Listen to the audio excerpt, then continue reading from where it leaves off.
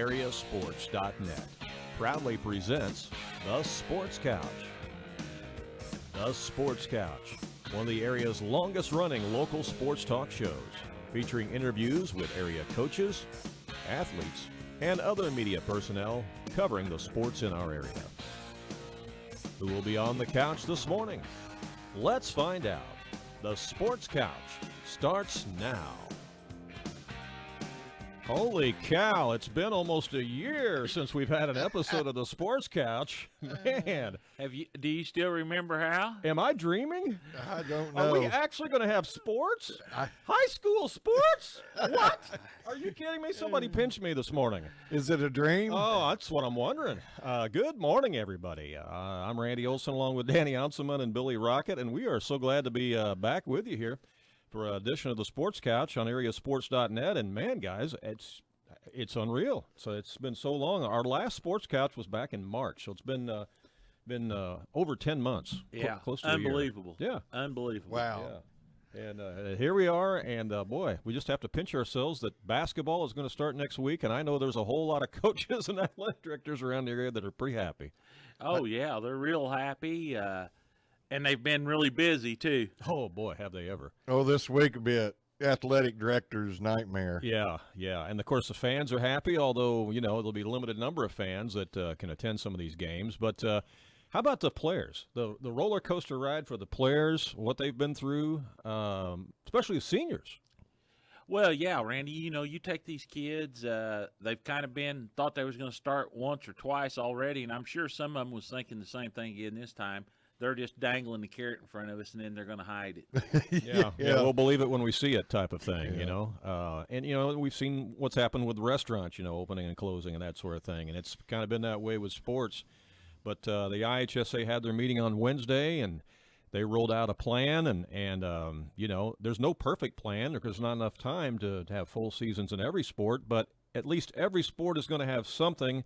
And as that old saying goes, Danny, something's better than nothing, right? That's right. My grandpa told me a long time ago, always remember, some is better than none. Yeah. Well, we have got 7 different coaches, 7 different busy people on the show with us this morning. We're going to be talking with Coach Phil Leib from the Floral Wolves. We'll talk to Athletic Director Jake Talbert from Wayne City. We'll talk to Coach Andy Fehrenbacher from Salem. We'll talk to a new basketball coach, Tim Holloway from Mount Vernon. We'll talk to Coach Doug Miller of the Hamilton County Foxes. We'll talk to Coach Scott McElravy of the Fairfield Mules. But we're going to lead off the show this morning with another brand new coach taking over the reins of the Woodlawn Cardinals, and that is Dawson Verhines, and he joins us on the show right now. Good morning, Dawson. How are you? Good morning, guys. How are you? Great. Good to have you on the show. And first of all, congratulations on getting the job there at your alma mater, taking over the helm of the Woodlawn Cardinals. You got to be excited about that, and then really excited about actually getting to start playing next week. Yeah, I heard you guys. I think myself and all of Illinois shares your excitement that sports are finally getting going. We got a plan of action. So. Yeah, and it's been a roller coaster ride, I know, for you and, of course, for all of your players, too. And, you know, you did workouts several months ago, and then you had to stop for a while, and now you've geared it back up again. But tell us how your guys are feeling about all of this. I think they're just excited at this point, you know, with so much ups and downs, and are we going to play, are we not? You know, we were all feeling pretty optimistic about some sort of a season, October, November time frame, and you know, it's like they just kind of kept kicking the can down the street, and before you know it, it's January, and now you just don't know at that point. But no, we're very excited and fortunate that we're having some sort of season, kind of like you guys just said, something's better than nothing. Yeah, well, for those people who may not know you, Dawson, we want to let people over here on this part of our listening area or viewing area that may not know you and the career that you had at Woodlawn and also at Rend Lake and SIU, Southern Illinois Salukis. Got a couple of pictures of you back in the day in a Salukis uniform. You had the privilege of playing Division I basketball in the Missouri Valley Conference with the Salukis and got to play with your brother, Bronson, as well. Let's reflect real quickly on those days of playing college basketball and how what you learned on the hoop floor in college is going to help you as a coach. Yeah, I think just being around the game and being fortunate enough to have the coaches that I had with Coach Witzel and Coach Randy House and Barry Henson, and just seeing different. All three of them are different types of coaches, and seeing different personalities, and just kind of being able to form my own type of coaching style mixed in with all of theirs. I think that'll translate well to the high school level, and being able to teach the kids some of the things I've learned through the years. Well, of course, when Coach Brian Gamber decided that he was going to move on and take the reins of the Wren Lake College Warriors, which he has this year, although they haven't got to start playing yet either, there was a lot of speculation about who Woodlawn would get to replace him. And I know they probably considered and interviewed a lot of people, but ultimately they settled on you, Dawson. And again, you being a former player there and having the success that you had there as a player, you got to go play in the state tournament for Coach Witzel and things like that. And that there's such a winning tradition and a winning attitude out there at Woodlawn. I mean, that's just the way it is from grade school up through high school, and you kind of bring that with you, don't you, to the coaching ranks? Yeah, well, I hope I do, and a lot of that just has to do with the type of kids that have come through there in the last few years. When you get kids that buy in and kids that come to work hard every day, and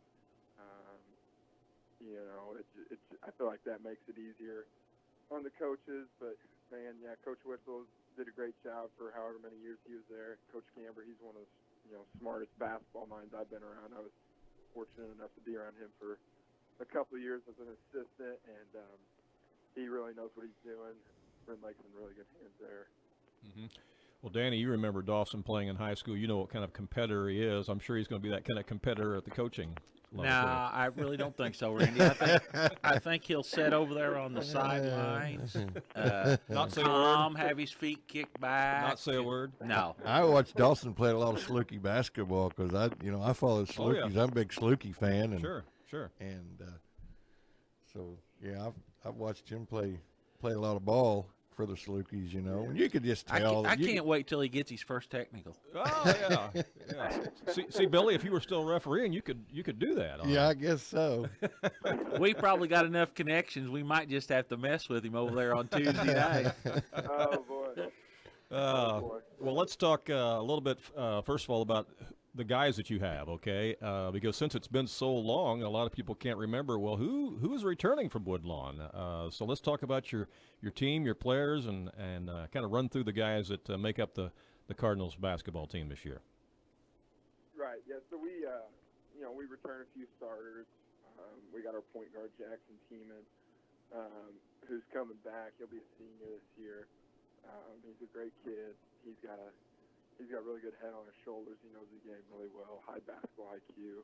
Does a lot of little things right. And then we got twins on our team. We got Hayden and Hunter England, and they're the type of kids that I feel, even though this is my first year as a head coach, I've been around a lot of teammates and helped coach Woodlawn for a few years. And those two kids are the type of kids that they'll do anything you ask them to do. You tell them to run through a brick wall, they're going to do it. So I really like the makeup of our team and the attitude that they bring every day to practice, and their willingness to be patient with me, even though I've been around the game a long time. It's still my first year as a head coach, so everyone's patient with me. They help me out. I try to do everything I can to help them out. So. But no, we have 5 total seniors, 1 junior, and then sophomores and freshmen take up the rest of the team. Well, you're going to have a very formidable opponent right out of the gate Tuesday night as you'll open up at home in Sides Gym against the Fairfield Mules, a team that's had back-to-back incredible seasons. And so that's stepping up and playing somebody from 2A, which you guys have never been afraid to take on 2A opponents. You've done that down through the years. But that's going to be a really tough first game, isn't it, right out of the gate? It is. They're really good. I know they return a lot from last year, from a really good team from last year. And, after watching quite a bit of film, it's not hard hard to tell that they're really, really well coached. And they got a couple studs coming back. So yeah, it'll be a good one. We're excited for it though. We want to play the best, regardless of how our record looks at the end of the year. I would much rather play, your tougher 2A teams and good 1A teams, and at the end of the day, I'd be happy with whatever our record is. Mm-hmm. I know that there's still a lot of things up in the air right now as far as what's going to be done in terms of fans allowed in and media and things like that. Do you have any kind of feel for how things are going to be done there on your home games at Woodlawn? I mean, we're hoping to get in there Tuesday night and cover your game, but I know that that's still kind of up in the air too. But let us know if you got any kind of a feel on that as to what your administration's thinking. Right. Yeah. I wish I had more for you. It's and I think this first week, especially for all schools around, not just us, it's going to be kind of a trial and error sort of deal. I don't think this first week is going to be how it's going to be, week 2, week 3, week 4. Mm-hmm. I think it's going to kind of see how things go, make sure we're doing everything to follow the health department and IHSA's rules. But like you guys were saying earlier, athletic directors and also administrators, they've been having a really tough job the last, really all year, but especially on the athletic side of it. They've had to make a lot of decisions the last week since we've learned the new rules and guidelines. So I would just advise everybody to be patient with schools and admin's doing everything they can. Athletic directors are doing everything they can. Mm-hmm. Obviously, if it was up to us, we would pack the gym, but it's unfortunately it's just not that case. So we should have some sort of guidelines on how we're going to handle Tuesday night and the rest of the week. I would say by Monday. So. All right, well, stay in touch with us and let us know. We'd love to be there if we can on Tuesday night to cover the game and perhaps some of your other games in the future. But we realize, too, with the size of your gym, that plays into it as well, because since the IDPH has that rule about nobody can sit, within 30 feet of the floor, that weighs into the situation. And, of course, the COVID capacity, I think, is something that they take a look at. And since the capacity of Sides Gym is much smaller than, let's say, Max Morris Gym at West Frankfort, obviously 50 people in your gym's totally different than 50 people in West Frankfort's gym. Right. The 30-foot rule is where, a lot of the 1A schools, the smaller gyms, it really puts them in a bind. Right, right. Yeah, we understand that. But, hey, good talking to you this morning. And, again, congratulations, and appreciate your time, and look forward to seeing the Woodlawn Cardinals play this year. All right, thanks, guys. Have a good season. All right, thank you, Dawson. Good luck. See you, Dawson. All righty, bye-bye. That is Dawson Verhines, the head coach of the Woodlawn Cardinals. You can tell he's excited to get going. Mm-hmm. Yeah, I think you'll hear the excitement in all of them. I think you do too. And even a first-year coach like that, that he's just well, he's really nervous now because look at what he's been thrown into here and how he's going to have to try to handle everything on top of being a beginning coach. And guys, I was talking yesterday. Right. Do you think this may differ from county to county on your health departments? Probably. Hamilton County may be different. Jefferson County may be different. Perry may be different than I think it will, because just look how the vaccines have been rolled out differently from county to county. And see, my wife talked to a lady the other day, and she had talked to, she's a hairdresser, and she did a lady's hair that worked for the Department of Health. And she goes, so how's these restaurants around Jefferson County staying open? She goes, we do not have the manpower to mess with that stuff. I understand. Yeah. So. Yeah, and, I was on the press conference call with the executive director of the IHSA on Wednesday, and he clearly said that a lot of these decisions have got to be at the local level because the IHSA doesn't have the manpower or the time to go around and police anything from gym to gym. So, that's why if some schools want to do games or have to do games with 2 officials rather than 3, they're going to do that. Yeah. I mean, if they've not got the manpower, that they're not going to be at a game. Right. And I think maybe, I don't know, we may get a little more lenient as we go on. We're week 1, I don't think anybody knows what's going on and what to do and how to do it. Yeah, and I think Dawson so- kind of touched upon that. Yeah. He said the first week's going to be touch and go, and then You after know. that, maybe we'll settle into some kind you of a take routine. around the end of February, 1st of March, maybe a little different story. Yeah, might be. Hey, stay tuned. We come back. We're going to visit with Coach Doug Miller of the Hamilton County Foxes and see what's going on down in McLeansboro. That's coming up next on the Sports Couch.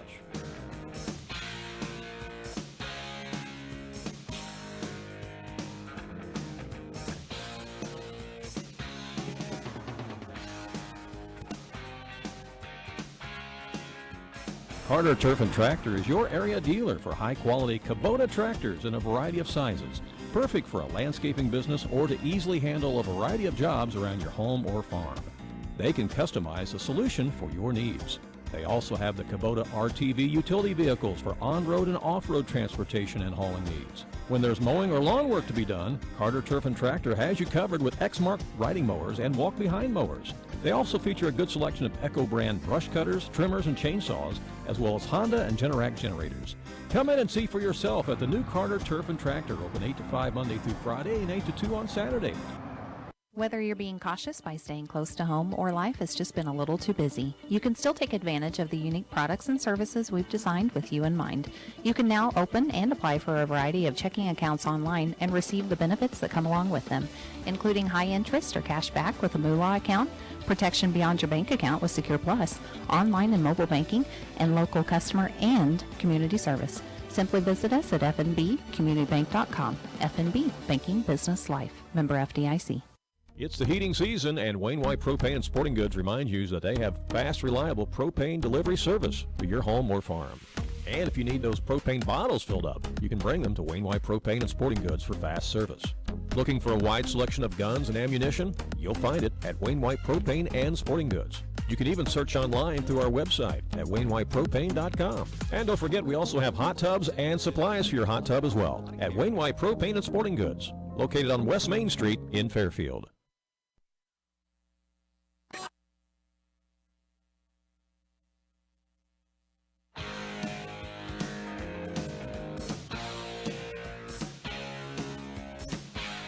Welcome back to the Sports Couch here live on Saturday morning on AreaSports.net.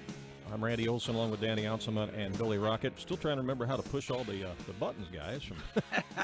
It's been so long here, we got to make sure we get all the right buttons. Okay, we're ready to move on to our second guest of the morning. Let's find out what's going on down in Hamilton County with the head coach of the Foxes. Doug Miller joins us right now. Good morning, Doug. How are you doing? Doing fantastic, guys. How are you guys doing? Well, listen to that. Boy, I can just tell he's smiling from ear He's to chirping ear. already. He can't ain't wait. He can't wait for that first game. Well, let me tell you a little story about him All and right. Clint Weinmiller. All right, tell me. The other day I met with them, and they handed me a big pile of schedules, and they looked at me, and they said, A pile? yeah, said, we haven't decided whether you and Rockett are going to be the most loved guys in Hamilton County or the most hated. Good luck. Yeah, there you go. That's funny. Well, how's practice been going? And tell us what it's been like practicing with mask on, too. A lot of people are wondering about that, Doug. We're starting to get used to it. Okay. I mean, the kids don't enjoy it, and I don't enjoy it. But, Yeah, but it is a requirement, so everybody's got to do it, yeah. And we're making them pull them up and do something. We're going to have a scrimmage today, a Mhm. full scrimmage, like a real game. Yeah. And make them wear their masks and take the mask break. It's like a game's going to happen. So, Yeah. Well, that's good because you got to get used to that. That's the way it's going to be. So, yeah. Yes. Okay. Do you have anybody that wears glasses? Because I know sometimes mine fog up when I, Billy, you're always in a fog. I know. We don't have anybody with glasses on. All right, that's a good thing. That Not is- one kid. Yeah, that is good. Yeah. Well, let's talk about your schedule and the season and who you got coming up. You guys have been pretty aggressive on the number of games that you've scheduled, right? We got 18 games. I could play 28 if they didn't allow me to, but we're just going to play 18. It's more than half a schedule. You normally get 31 games, and we're going to get 18, but it's going to be fast and furious, and we're going to have to – I can't go 4 hours in practice anymore. I got to shorten my practices down. So, but we're excited, though, and it feels good to get back in the routine of things. Every Saturday morning I get up early, get a bacon, egg, cheese biscuit, and Diet Coke, and go to my office and plan practice and stuff. So it feels pretty normal today. That's great. That's great. Getting back in the routine, huh? We are, yes. Go ahead, Danny. Well, talking about your Foxes, you're going to be a little bit young, Doug. You don't have any seniors, but you got a lot of kids that got a lot of minutes last year, and you have to be pretty optimistic about what's coming. We are very optimistic. We've got one injury, Ty Gordon. He's hurt his knee already. And that might be a common occurrence this season because I usually do Camp Water Tower for 2 weeks, and it's a pretty intensive conditioning program. And we don't have that this year. And kids have gained some weight like I have and not in very good shape. So injuries are going to be a concern this year, I think. So yeah, Doug, out with Ty Gordon. Yeah, Doug, I talked to some other coaches this week, and that is a concern amongst the coaching ranks of the possibility of that happening because kids are going to get stressed out, but the amount of games we're going to play in a short period of time, all those things are going to factor into it. Very true. And we're probably going to, we'll probably practice on Mondays, play Tuesdays. Wednesdays might be an hour and go home. Yeah. To get some rest under us. Yeah, well, it'll be important to stay fresh and also, one of the things that people have to worry about is when your body gets run down, then you become more susceptible to things, and we are in the middle of what we're in here. So, yeah, it's going to take a major effort to make this all happen. It is. Yeah, I mean, we're hoping that nobody has to go through a quarantine situation like the college basketball teams have because, that knocks you out of games for about 2 weeks. And and you come back rusty, man. Oh, yeah, and lethargic and that sort of thing. And so we hope that none of the area high school teams have to face any kind of a quarantine because since it's a short 6-week season anyway, you'd hate to be locked out of playing for 2 weeks. And, another thing that come to my mind this week since we've been getting all the schedules and everything together, over the summer I noticed there was some baseball players that struggled because I think they thrived off of the fan noise and the, right, and everything. And I'm wondering if this is going to trickle down to the high school to where you might have a kid that has a mediocre year because he may have a fan base, a big family or a bunch of good friends and stuff like that, because I know you watch these college games and it's just not the same, and Coach Underwood of the Illini said that piped in crowd noise is annoying. Yeah. Well, there's no atmosphere. In our case, we built our fans up so much last year, and our fans kept growing and growing and growing. We gained momentum as our kids played better, and now we're not going to have that. So. Right, and in McLeansboro-Hamilton County they've had a fan base since the 1958 that I know of. So yeah, it's going to be a different experience for everybody involved, and I'm just glad we're going to get the opportunity. 10 days ago, I was very pessimistic about this happening. Oh yeah, I think everybody was. Sure, yeah.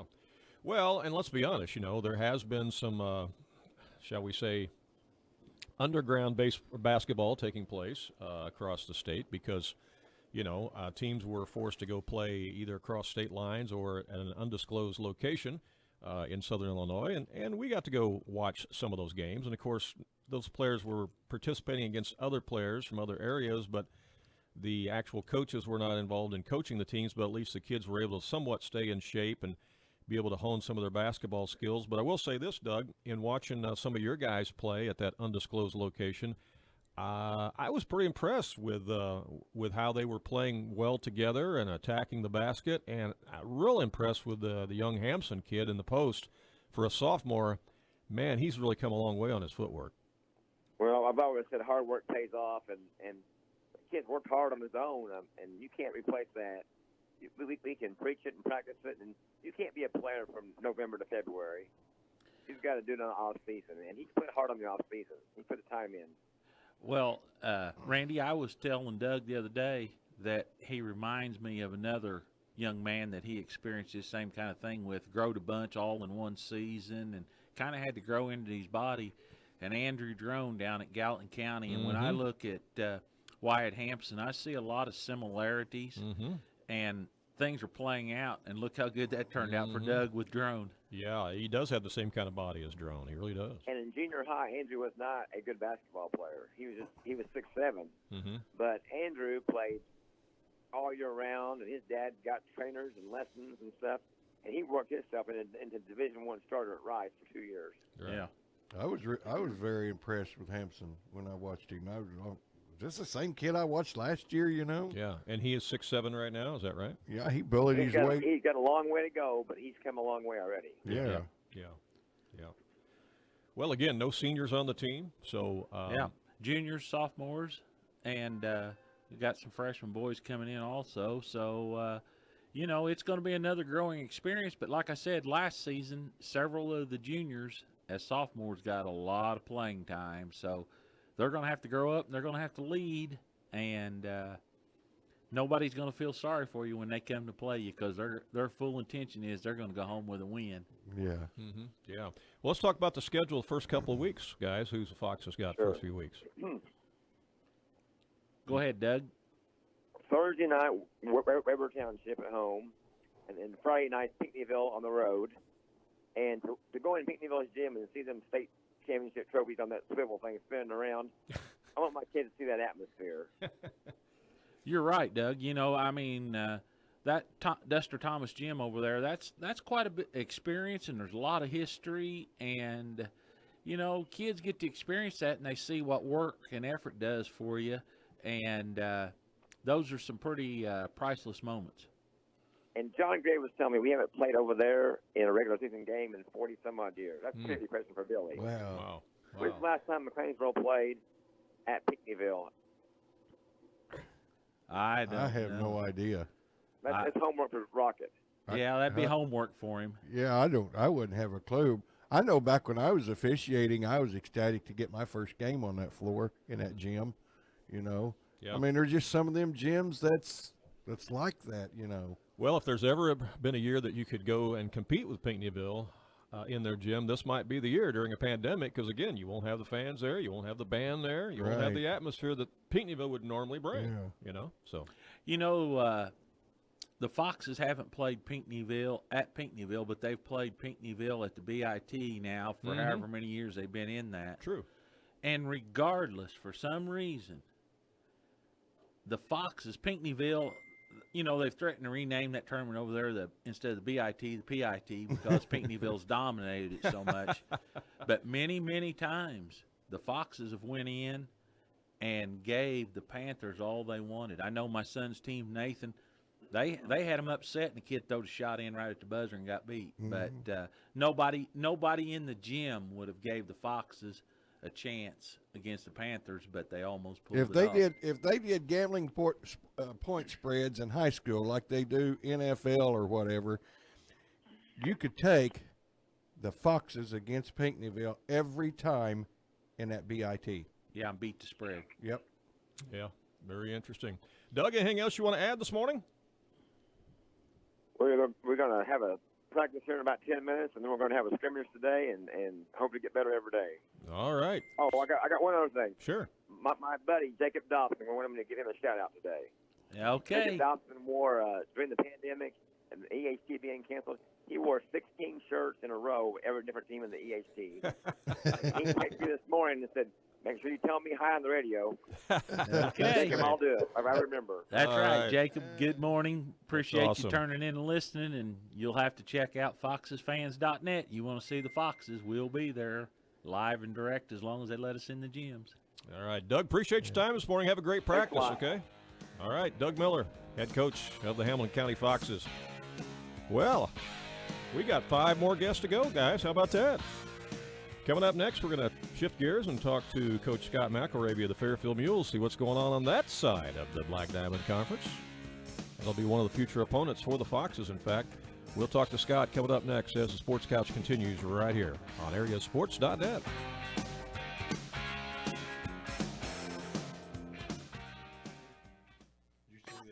Here's great news for dog lovers. Jaggers Doggy Daycare has expanded their dog grooming department with 3 highly skilled groomers who have a combined 30 years of dog grooming experience.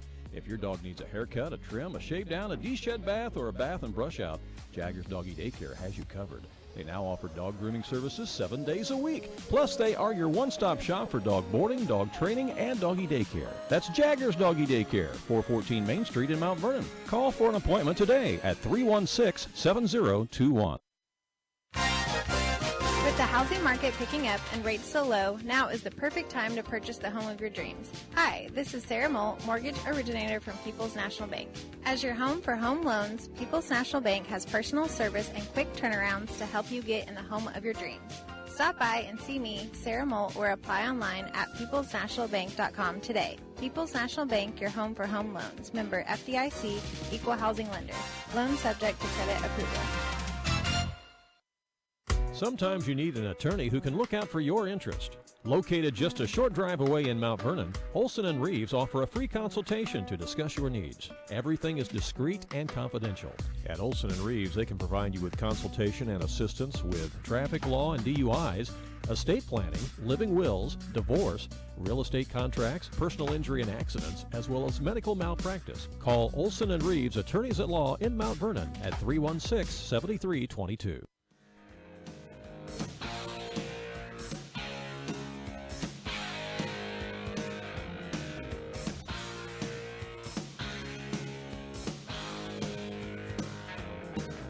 Welcome back to the Sports Couch. We are trying to connect with Coach Scott McElravy of the Fairfield Mules. He's probably got his ringer off this morning. What do you think, guys? Well, they're kind of out of the groove of people calling them to talk to them, too. You're right. They're not used to it. It's an adjustment for everybody. We were talking about how you got to push the right buttons here. He's got to push the right buttons on his end, too. So we will hope to connect here with Coach Scott McElravy in just a moment. But, hey, that should be an interesting matchup later in the season when the Foxes and the Mules play each other, won't it? Yeah, there's another team that the Foxes seem to always put forth a real good effort against the Fairfield Mules. And even at the Mule Barn. Yeah. Maybe more at the Mule Barn than in Hamilton County. Yeah, really. I can think back a couple seasons ago, the Mules come to the Foxes gym and got the Foxes by about 20. Then we went back to Fairfield in 2 weeks, and it was a single-point game. Yeah. I mean, single-digit game. So I really would have thought it would have been the other way around, but that's just an example of every night you better be ready to play, because if you're not, somebody will sneak up on you. Yeah. Well, Coach McElravy has joined us on the phone right now, and he said he is ready to talk basketball, aren't you, Coach? Welcome How about in. that, guys? How about that? I can't believe it. We've just been sitting here pinching ourselves this morning wondering, is this real or are we dreaming? Hey, it's somebody's birthday today, too, I think. Uh-oh. My goodness Yeah, sakes. Just I can't, thought can't maybe- hide anything I thought anymore. maybe Coach you was going to sing happy birthday to him or something. No, nobody wants to hear that, but happy birthday, Randy. Well, thank you very much. Appreciate it. And I think since you're a Cub fan, I'll let you know that one of my big birthday presents was getting Nolan Arenado on the Cardinals. How about that? We're talking about basketball today. Yeah, you and Billy must be Hey, coming here. hey, Coach, we got Jock Peterson, though, yesterday, day before. The thing that was great for me yesterday was Illinois beat Iowa. Yeah, that was Yeah, good. me too. That was good for everybody, wasn't it? Yeah, Patty come back here in my man cave room last night, and she goes, "Who are you screaming at? You're scaring the dogs." Yeah. That was a big win And I'm for the like, Illini. these turnovers is what. Yeah. Well, hey, basketball season is upon us. You guys have been working hard, and you play Tuesday night to open the season at Woodlawn. Tell us how practice has been going. I'm sure the guys are really on a high right now, aren't they? Yeah, super excited. I have 6 seniors on the team this year, and it takes, I don't know what year you go back to where seniors weren't able to play their senior year. So these guys have been ready for a long time. Attitudes have been good. We've been working hard. It can be different. Usually we're getting ready to go play at the Capitol Classic and all, but we'll just take it however we can get it. This has been a roller coaster ride, though, especially for those seniors. You think you're going to play, and then they disappoint you again. And then you think you're going to play, and then they disappoint you again. And like Danny said a moment ago, 10 days ago, he was very pessimistic about whether or not this would happen, and I was too. And now here we are, and it's happening pretty quick. And you guys have had to scramble around, get schedules put together. It's been a monumental effort by athletic directors such as Bobby Wells and yourself trying to get games scheduled. And there's just a lot that goes into it in a hurry, isn't it? Yeah, it is a lot. And the ADs in Illinois, all the regions that are allowed to play, they've really been earning their money, in the last few days because, we're just sitting back waiting and ready. And, I have a senior this year in my home. So, that's meant even more. So, I'm like you guys. I really didn't think we were going to – I was starting to think it wasn't going to happen. But super excited to get going next week. Well, well, Coach, one of the things I think's kind of got lost in the shuffle is the mental side of this. What has it done to the mentality of these kids? I know as a broadcaster and my love of the game, it's been a very long winter for me. It's been a hard winter for me because that's my time away from the farm, and I can't imagine being a senior kid thinking, man, I'm not going to get to play anything in my senior year. Yeah, that's been tough. I mean, my son Noah plays golf. I mean, he had an abbreviated golf season, there in the fall, but it still wasn't the same. It really hit me El Dorado tournament week. The holidays can kind of mask some of that a little bit, but then after that was over and we were supposed to be playing at El Dorado, that's when it really stuck that, hey, this might not happen. And, there's still a lot of, things that need to work out, so we can get our games in, safety-wise and everything. But we're really ready to go. I can't say that enough. Yeah, you talk about the El Dorado Holiday Tournament.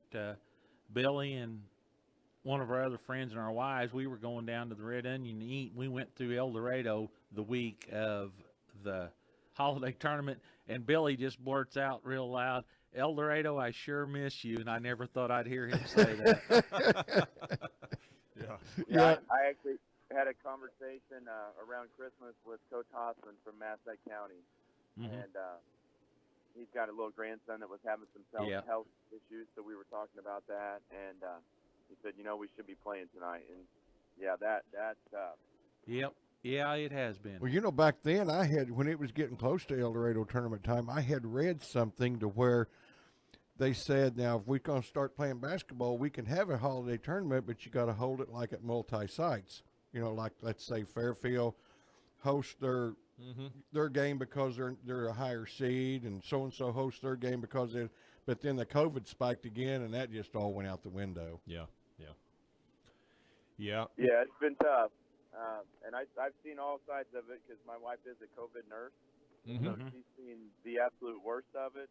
So, yeah, it's tough. We're just ready to be playing basketball, though. Yeah, get some normalcy back in our lives. Oh, let's talk about your roster, Coach. Talk about your team and the guys you got coming back this year. Well, we have two starters coming back, my son Noah and then Landon Zerlini. Colin Massey, Blake Pruitt, and Brandon Lane all saw big minutes last year, and we've got 16er and Lucas Halbert. We've got some juniors and sophomores that are waiting in the wings, too, that we like a lot. So we're not going to be quite as big as we have been, height-wise, but athletically, we're still close to what we have been, and we've got a really good group of shooters. Hope I don't jinx them in saying that for Tuesday night. But, these kids have been playing together for all their lives. This group's unique in that most of them, we have 4 feeder schools. Most of these guys all played at Center Street. So they have played a lot together. They've played a lot together. So they're ready to go. Well, Randy, for the coaches that were listening and didn't catch this, I'll tell them what he just said. Okay. We're not big, so we're going to press you from the time we get off the bus till we get on, and we're going to grab it, and we're going to go to the other end as quickly as we can because we can all shoot. Well, hey, you know what I think I've learned in the last couple of years the best defense is? Offense. Get a layup. Yeah. Get a layup. Yep. That's one of the best. Yeah, you got it. You can get. Absolutely. Now, ironically, my kids, mainly the one that lives with me, Noah, he goes, "Hey, we got to wear these mask things. What are you thinking about this pressing stuff this year?" so you may not see as much of it. That's true. That huffing and puffing. Yeah, that huffing and puffing in the mask. That's going to be tough. It's going to be a challenge, It's going to be a challenge in a lot of different ways. I'm worried or concerned or just question. You get a fast break and somebody's mask goes down. Are we going to stop play? Or are we going to I don't know how all that's going to be administered. Oh, I don't have a clue. Good point. I think that's something that's just waiting in the wings we'll deal with it when it happens, or what happened. Another thing. One thing about it, when you rake across a kid's face and rip his mask down this year playing defense, it's for sure going to have to be a foul. It's got and another thing about the Fairfield Mules are on a fast break. You're busting your tail to defend the goal, and they're just liable to pull up and shoot a 3 and drain it. You know. Yeah, I've got some kids that like to do that. Yeah.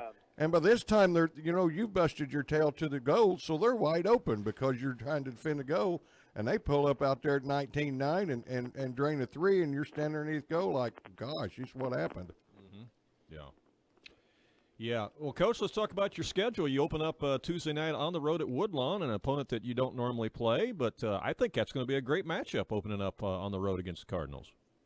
Oh, I do too. You know, we are a little bit more familiar with them than what we normally would be. Like, once again, these kids played Woodlawn plenty of times in junior high. We have not played them in high school. Tried to match up the last couple of years, and it hasn't worked. But, you know, quality team. They've got a new coach, and Coach Verhines, who will do a good job, I'm sure.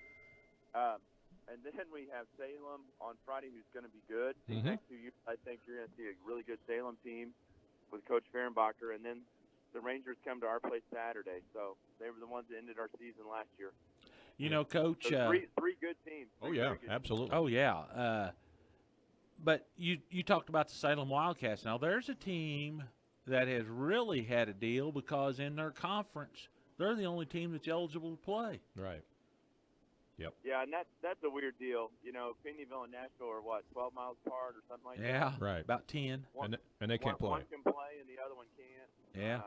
We talked to an Oakville parent last weekend, you know, and his kid's a senior. They've got, I think, 5 or 6 seniors on their team, and they're in that other region, too, that can't play. And they're, you know, it's just like school boundaries and that kind of thing. You get all the cricket. There's no straight lines there a lot of times. Oh, no. So, and no rhyme or reason for a lot of it. no, unfortunately, they're caught in that, and I hate that for their kids. I hope that their numbers change enough here really soon so they can play. Yeah.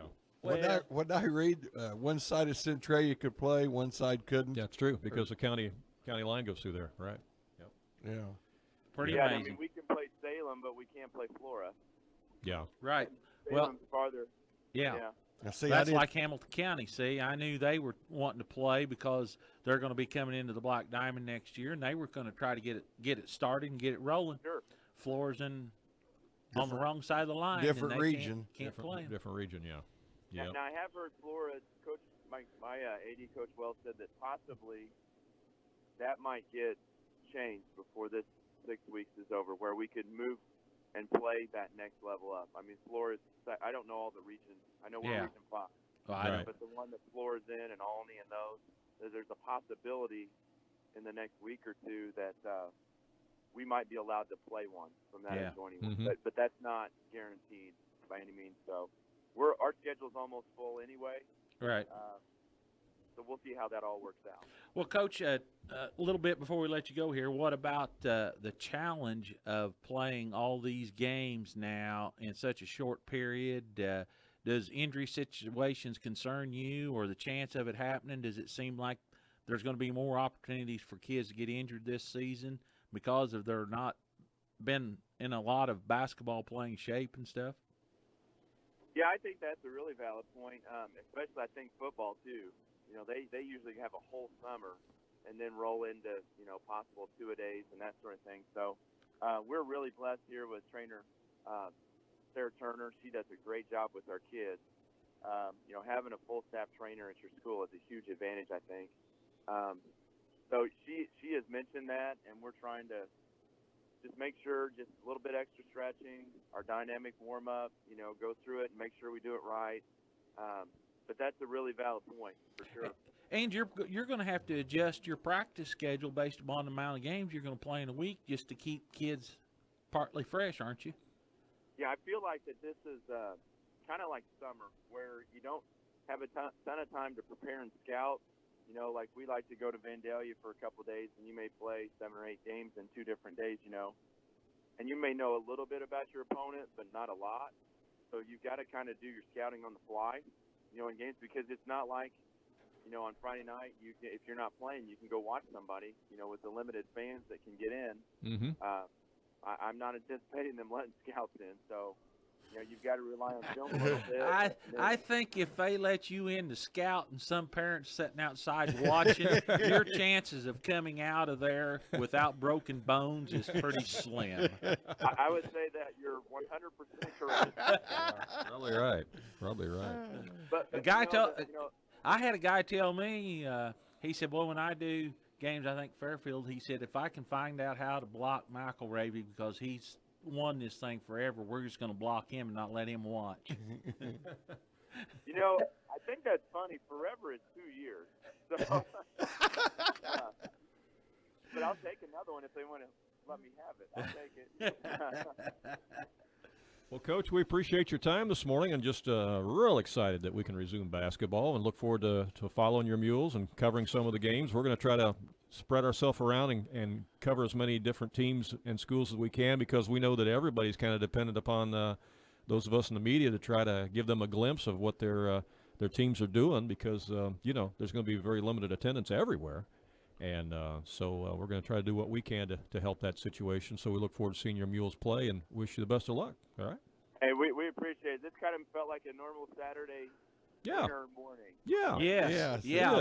This is a little bit of normal. Claire, last night, she said, are yins going? I said, oh, yeah. And I was up at 5:30, and she said, what are you doing up? I said, man, I'm ready to go to the sports couch.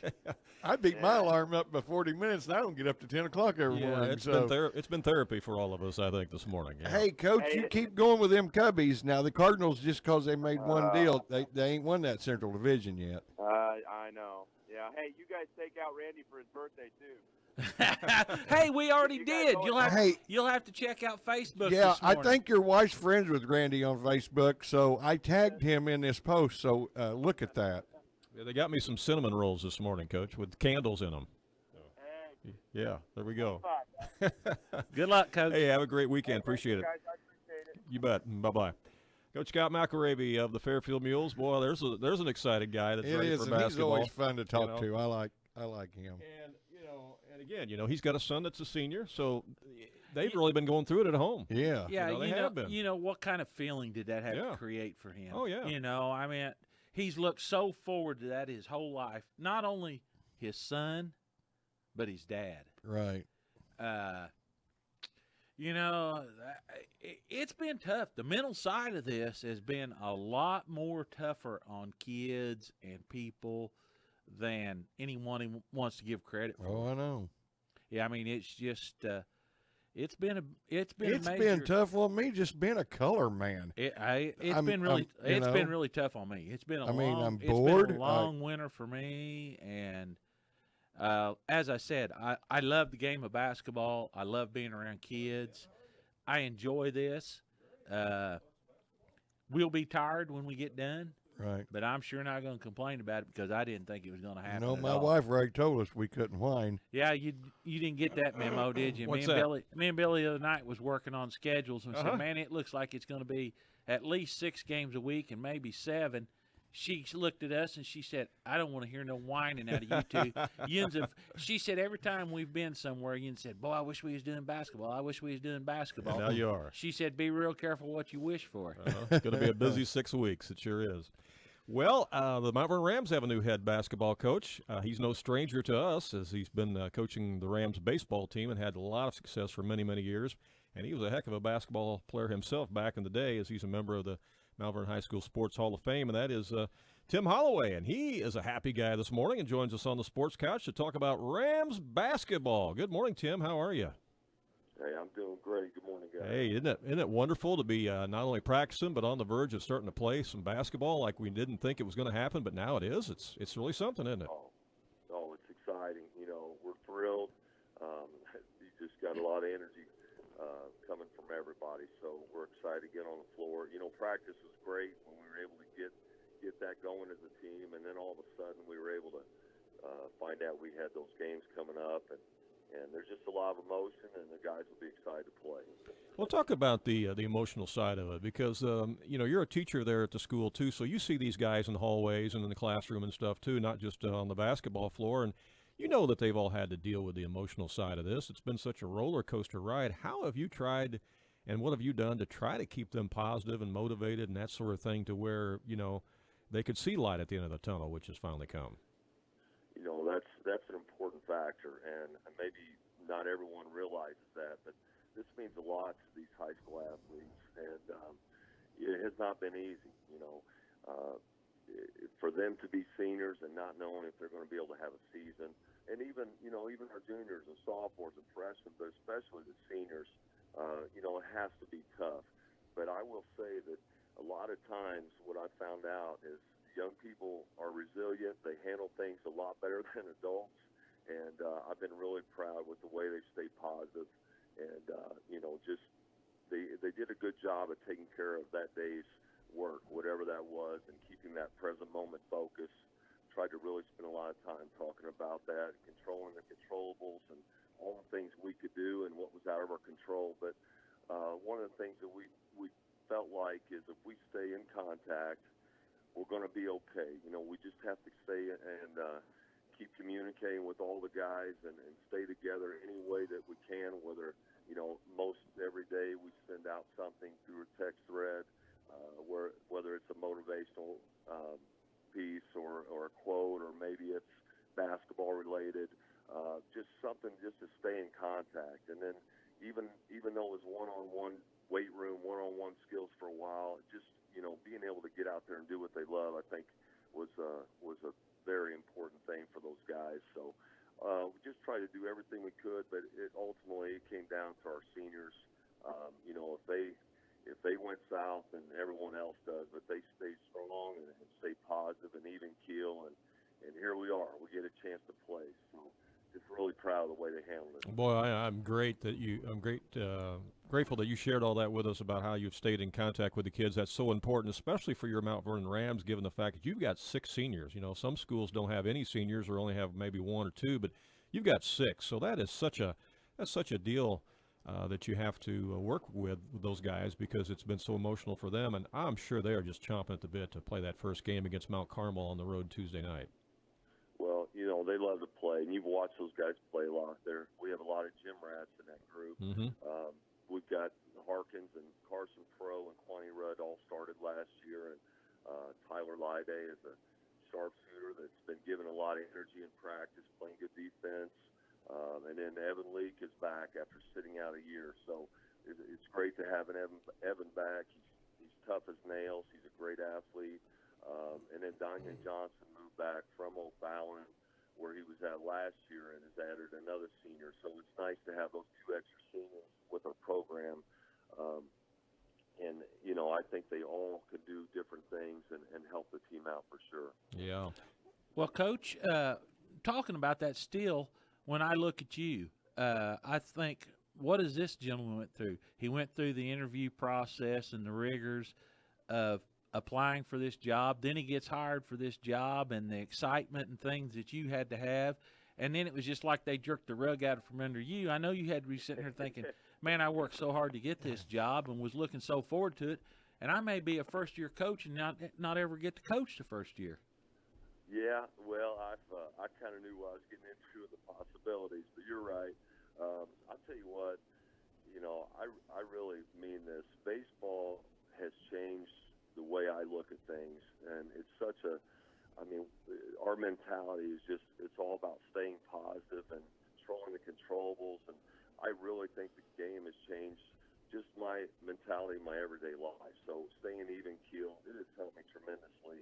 And I appreciate the game for that. But, yeah, you know, one of the reasons that I decided to go ahead and apply, and Quinn and I talked about it, and, you know, we didn't know if we were going to be hired, obviously, but there was a lot going on with the pandemic. We were concerned about what could happen.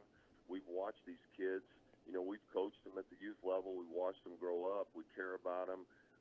We wanted to provide the best experience for them that we could, whatever that came, you know, whatever came. And we knew there may not be a season. There may be a shortened season. We didn't know, but I felt like if this doesn't happen and these kids are just, when they shut down, that's when bad things can happen. Mm-hmm. And I wanted to make sure, you know, we could give them the best that we could and stay positive, and they've done a great job of that. So, yes, as a coach, I want to get out there and compete with them. They're a fun group, and we're looking forward to that. It's Quinn is as well. He's a good basketball coach, loves the game, and we've got another couple guys with Zeke Light has been with Coach Creel, and Creighton Turner has been great in the weight room with our guys, helping those freshmen. And we're going to hire Gilwan Nelson, who has played for the Rams and has helped out some of our guys through the pandemic. So we're looking forward to getting him on staff this year. And he's done a good job with having a good rapport with the guys and mentoring some of the guys. So, that is awesome. Well, I'm really glad to hear that. We're ready to play, and win or lose, I think our guys will give a great effort. Well, let's talk about the scheduling if we can. Yeah, that's where I was going to go, Coach. Your conference is one of the conferences that is being affected by this pandemic because part of your teams can play and part of your teams can't play. It's tough, and I'm just hoping that later in the season those guys open up. And the last 2 days have been wild with the scheduling. And I'll be honest, we need a few more games. We're still trying to find games. We put Kokia and Althoff on the back couple weeks of our schedule. That way, hopefully they're open by then. There's 4 more games. It's been disappointing because we've reached out to a lot of schools in our region, and there's an email thread going on with every coach in the region, and they've all got our open dates, but we've got 12, 13, 14 games. I'd like to have 15 to maybe even 18, at least 15. So that's our hope. If anyone's in it, they can reach out to me. But it's been tough. There's schools that were on our schedule that we've played every year that I really hoped would and expected them to play, that all of a sudden are saying that they may not have room for us. So it's a little disappointing. Well, if you look at the size of Mount Vernon, the city of Mount Vernon to all these towns around here is the hub. You can go 5 o'clock every afternoon, all 4 directions, and there's traffic because people works in Mount Vernon. Right. It's a big town. You got 1,600 kids there. It's not like Mount Vernon can just go out and get a Weber, get a anybody to play, and it makes it so tough for Mount Vernon Rams when it comes to scheduling part and everything, and I've thought about that, and man, I'm like, I've said at home, like, boy, if I could just think of something to help them out, and then you got this governor that's making these regions, to where your Belleville West and Cahokia and some of them, are they going to get to play or not? And, where you take a Weber or Hamilton County and just go out here and, let's get so-and-so, let's get a Sisney, let's get a Wayne City. Mount Vernon can't do that. Right. Well, and you can't even go play some of the teams you've played in years past, like a Mattoon or an Effingham either, or Charleston, can you? Right, and you guys are on top of this, and that's what's really been frustrating. There are not many 3As in the River. They're in a good spot because of the crossover games, so they're pretty full. But you guys know that even if another region is in Phase 4, we still can't go play. And I actually that's what's been tough because yesterday morning there was an email that I had my hands on that said they thought we could, and I was scheduling or working on scheduling in those other regions that are in Phase 4. I was calling every school around Springfield and I hadn't called Effingham yet, but was planning on all those schools in that area. And then an email come out yesterday afternoon that says they're still waiting on the Department of Health to see if we can play outside of our region in Phase 4. So that just shut that down. So what I thought yesterday morning was not the case. That's been the roller coaster of it, hasn't it, Tim? That just things like that right there. You think you got a plan, and then about halfway through the day, the plan gets changed, and it's just like it's a moving target. And it is, and it's just we're down to actually about 1,100 something students, so we're not quite as big as we used to be. But it's still we're in a situation where there are not a lot of 3As and obviously no 4As. So it puts us a little bit in a bind, and I know IHSA has tried, and it's not necessarily their fault at all. Right. It's just they're waiting on info from the Department of Health, and hopefully we find out something in the next few weeks, and maybe we can play outside of our region with those places in phase 4. Well, we'll just send an appeal out there this morning that anybody that's watching or listening this morning, that maybe you got a good 2A school and you want to step up and play a 3A school in Mount Vernon. You got an open spot on your calendar. Mount Vernon would be happy to play you.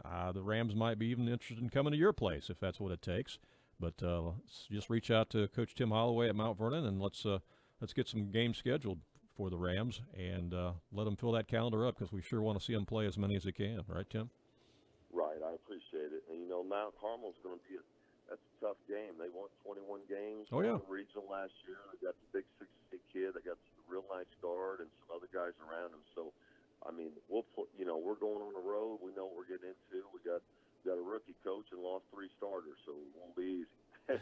Yeah, and they are a good 2A team. That's a good example of a quality 2A team that is going to, invite you in to play at the Hilltop. So I like the rookie coach. Yeah, that's Hopefully great. I can figure something out. Yeah, and then Friday you are at home at Shagnon Gym against Carbondale, right? That is correct. Okay, and then from there, do you know what you're doing the week after that? Yeah. Well, as of now, the following Friday we're home against Centralia. Okay.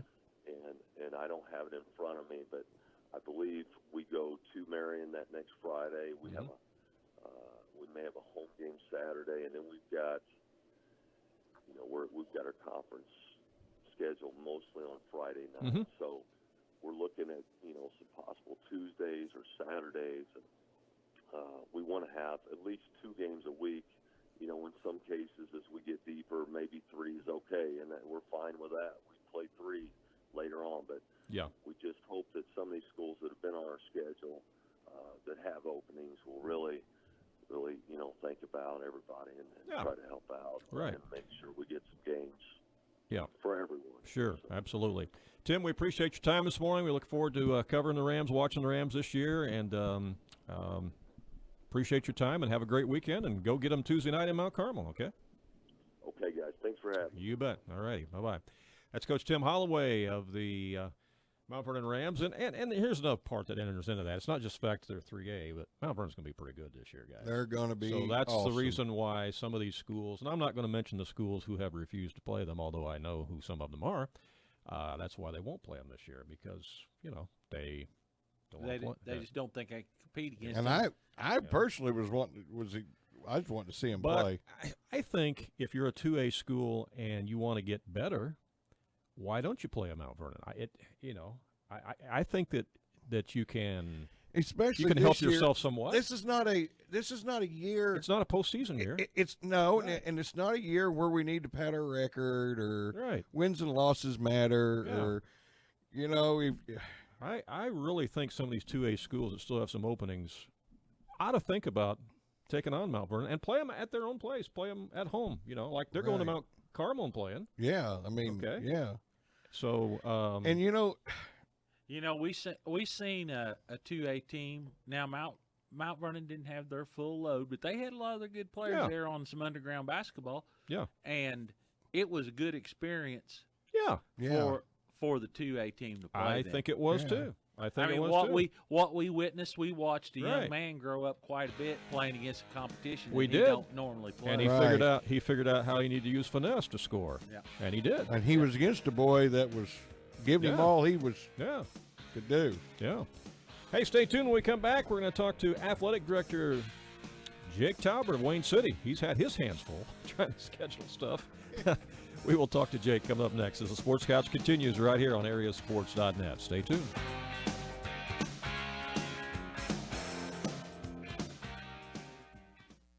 Carter Turf and Tractor is your area dealer for high-quality Kubota tractors in a variety of sizes. Perfect for a landscaping business or to easily handle a variety of jobs around your home or farm. They can customize a solution for your needs. They also have the Kubota RTV utility vehicles for on-road and off-road transportation and hauling needs. When there's mowing or lawn work to be done, Carter Turf and Tractor has you covered with Exmark riding mowers and walk-behind mowers. They also feature a good selection of Echo brand brush cutters, trimmers, and chainsaws, as well as Honda and Generac generators. Come in and see for yourself at the new Carter Turf and Tractor, open 8 to 5 Monday through Friday and 8 to 2 on Saturdays. Whether you're being cautious by staying close to home or life has just been a little too busy, you can still take advantage of the unique products and services we've designed with you in mind.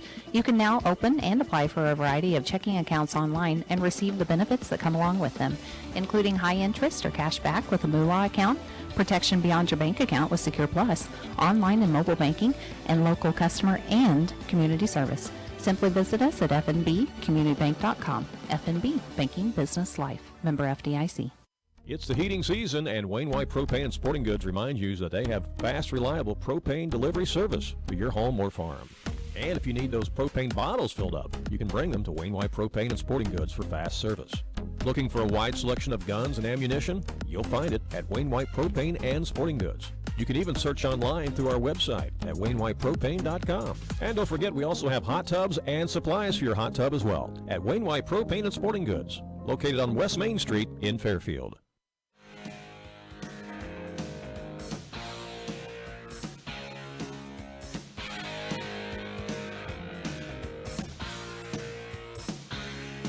Welcome back to the Sports Couch here live on a Saturday morning on AreaSports.net. I'm Randy Olson along with Danny Anselment and Billy Rockett. We are talking high school basketball this morning. Can you believe it? Man, oh man.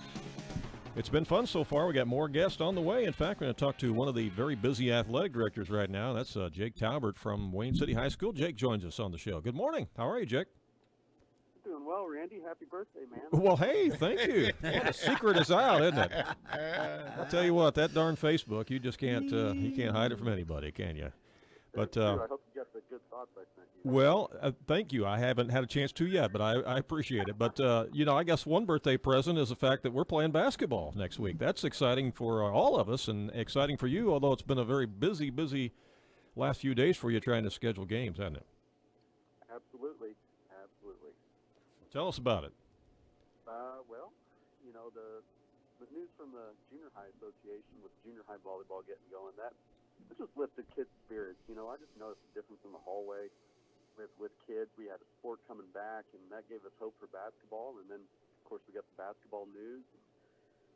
And trying to juggle gym time for everybody and all these coaches that were raring to go and itching to get in the gym with their teams. It's been quite the circus, but we've managed it pretty well, and I think all our teams are getting ready to start games next week, which is not where I thought we'd be about a month ago.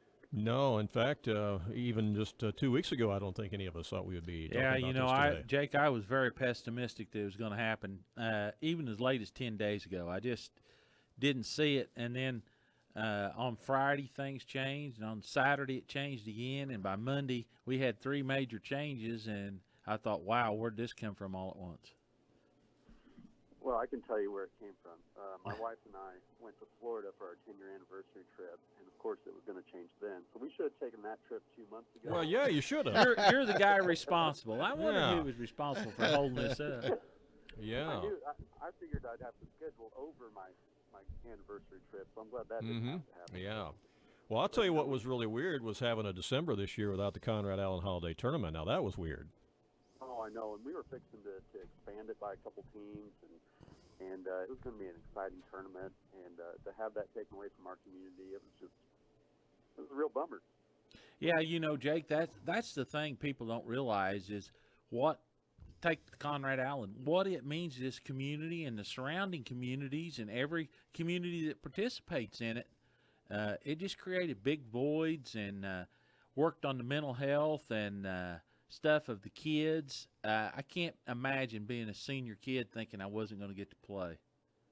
Right, and with our girls basketball team, and Randy knows this, our best player is Jocelyn Hall. We co-op with Sisney, and she comes down from Sisney, and she's got 998 career points. Yeah. And so I was getting a call from her dad about weekly, have we heard about basketball yet? Because they just want that one bucket so she can have 1,000. Yeah, funny you should mention her. There is a name. I do a lot of games, and that young lady's name just throws me constantly. I have called her everything in the world, and finally I just started calling her Joe. And if she sees me, she'll laugh at me. She'll just start grinning first, and I'll say, "How are you, Joe?" And she just smiles because she'd go back and watch the games, and she knew how I butchered and chopped her name up. And we have laughed and laughed and laughed about That's good. I told you one time, I said, you've called her everything but her right name. Yeah, I did. Then I asked some parents, I'm like, what is her? And they told me, I'm like, well, that's not hard. It may not be for you, but I can't grasp it. Well, Jocelyn's going to get a chance to get that bucket on Thursday night at Weber, isn't she? Yes. And so, maybe we can sneak Mom in there. Dad usually keeps the book, so. Oh, awesome. Maybe she can be an honorary assistant coach that night or something. Randy might need a camera later. Yeah, we're That's true. We're trying to do our best to arrange to get in there. We've made contact with officials at Weber, and we don't have official word back from them yet giving us permission because this whole thing is new to everybody as far as who can get in the gym and the distance from the floor and, of course, all of that. So don't have official clearance yet, but we're trying to get in there on Thursday night to be able to do that game and capture that. But it's going to be a special moment for that young lady who's worked really, really hard at what she's done, and she's a great athlete. Absolutely. She signed with Lincoln Christian to play volleyball and Great. basketball. Great. Yeah. That's awesome. That's really, really good. Coach Corona back for another year coaching the Indians? Absolutely. It's going to be his 51st season of coaching. Holy cow. 51st season. 51 wow. years. Unreal. It's going to be the first year he's ever went through a pandemic, though. Yeah. It's true. He said it's the first time he's ever had a week to get boys conditioned. Yeah. Yeah. Isn't that the truth? Are you going to be assistant again this year, Jake? I am. I'll be on the bench with him. Okay. Awesome. Well, tell us some of the games that you got lined up so far on the boys' side, okay? Sure thing. We open up next Friday at home against Sisney, and Sisney's got everybody back. They're going to be a dark horse in the MTC. And then we're at home Saturday night against Edwards County. Okay. And, we're playing Mount Carmel the next week. We got NCOE, Hamilton County, and of course all our conference games, and Crab Orchard. So we still have that game. Since we didn't have the holiday tournament, we still get to match up with them. Okay. All right. Hey, if you haven't sent me out that schedule yet, try to get that out to me today if you get a chance to, okay, so we can kind of try to plug that in. I'd like about 2 more games. So I'm like Tim, and I don't care that we would get slaughtered by them. We'll play them. I don't care. Yeah. Well, it has been a challenge to try to find teams because of the fact you can't cross over into those other regions. I tell you, Coach, or you might check out Rodney Lane down in Hardin County. I think he's looking at for a couple games in late March. Okay, yeah, that'd be great. There you go. That'd be a good matchup for you. Be a good rate. Yeah. That would be Wayne City and Hardin County would that'd be great. good. That really would be a good game. I spoke to him a couple nights ago, and he was looking for a couple games toward the end of March because their conference games, a lot of them is going to take place early on, and he was kind of looking for some back-end things. Yeah, that'd be great. I've got some open dates as well. So. Okay. Anybody else you can think of, Danny? Well, not right at the moment, but I will. After this week, I'll have a better idea myself. Yeah. Well, you know, some of these teams that you would have probably tried to schedule in the past, such as Christ Our Rock or Patoka, I don't think you can play them now, right? Right. Well, Christ Our Rock's in our conference, but yeah, they are in Clinton County. Right. If they went right across the road, they'd be in Region 5. Yeah. In Region 4. I know, it's crazy. They're on the wrong side of the road. Yeah. I know. Yeah, and then the Patoka thing is just, they're just barely out of reach, too, although Salem is okay. Right, and then you got South Central, who's in Fayette County, but their administrative office is in Marion County. They can be Region 5. Oh wow! I've heard it all now. Oh wow! Oh It's man! funny how that virus Yes, travels it in. is. Yes. Yes. Okay. Oh, that's interesting. Anything else you want to add this morning, Jake? We appreciate your time. No, guys, it's just good to be with you guys again, and Yeah. great to get ready to get into the gym here in a little bit and work with some Awesome. guys and play some ball. Kind of getting a little therapy and a little normalcy back in our lives this morning, aren't we? Absolutely. Yeah. Well, we appreciate your time and I missed keep that up the good work. hospitality room from the Conrad That's Allen, right. too. That's right. What'd you do with all that food that was going to be in the hospitality room, huh? What'd you say? What'd you do with all that food that was going to be in the hospitality room at Conrad They Allen? just ate it themselves. Yeah, pretty much. Yeah. Him and Corona probably ate it. Yeah, could be. What'd you say? I said you and Corona probably ate it. Yeah. I'm sure Myron Cottle probably helped out a little bit there. He gets his fair share. Yeah, there you go. That's right. Okay. Hey, Jake, keep up the good work, and it's good talking to you, and enjoy your weekend, okay? All right, see you guys. Take care. See All ya. right. Bye-bye. Good luck. That is Jake Talbert, one of the busy athletic directors in the area. Man, oh, man, these guys have been burning up the phones. But that's a good suggestion of having Wayne City play Hardin County. I think that'd be a great matchup. Yeah, I do That'd be a too. good game at either place for Yeah. either school. Yeah. Now, what he said there about, the school South being Central. one place and the administrative office being another, that just kind of shows you how ridiculous this whole thing is. Yeah. And we're not going to try to get political this morning, but let's be honest, it's pretty And it's pretty silly. The school administration It's pretty office silly. is in what county? Marion? Marion. Yeah, and the So, schools in Fayette County. Yeah. I mean, come on. Well, that's just like the difference between Greenville and Vandalia. Greenville can't play, but Vandalia can. And Yeah. there's how many miles apart? They're like 14 miles apart Yeah, or something, right. and they're in the same conference. And that's just a Nashville and shame. Pinckneyville, 8 Yeah. miles apart. It's just crazy. So Breeze, Just crazy. Carlisle, and some of them need to move their administration office over here probably. They need on to the- come to Jefferson County Well, just to be sure. yeah, we're Yeah. going to talk to East Andy side- Fehrenbacher here in just a second because he's the only school in that conference, Cahokia Conference, that can play. And he can't play anybody in his conference. Yeah. Yeah, and if you play everybody twice, how many teams in that conference? What is that, 10 games he can't play? They played all of them twice. So, yeah, 10 or 12. Yeah. Pretty amazing.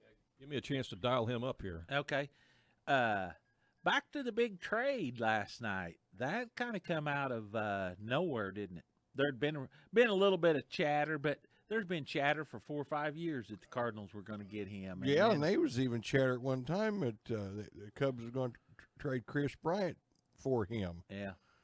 And I'm a little bit surprised Mosaic. I Well, thought he was a do-nothing, sit on his hand I type of read- guy. But I read one day this week, though, like Tuesday, Wednesday, I went to hit Google, and there was some sports stuff come up, and it said that he's told the Cardinal fans, will you please be patient with me?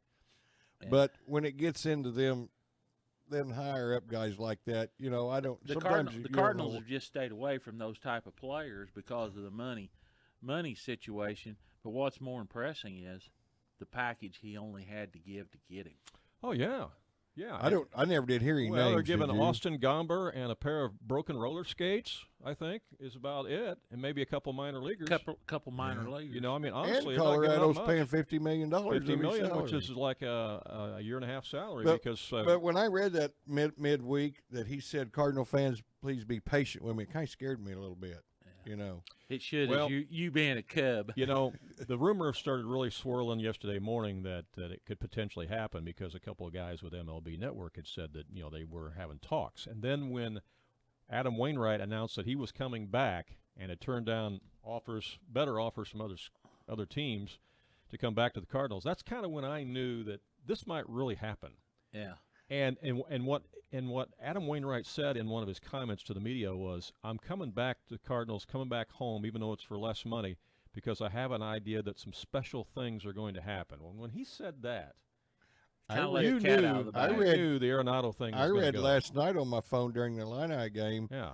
this week, they think Yachty will sign a one-year contract. Well, Oh, he's he's already verbally said He's going to. committed. He just Yeah. wants to finish what they're playing in Cuban that Winter World League. Series or whatever. Yeah. But he is going to come back too. So that's going to be a solid lineup and arguably the best corners But in look baseball. what Pittsburgh did in that Central Division. They're going to be worse than a AAA team. They got rid of Josh Bell.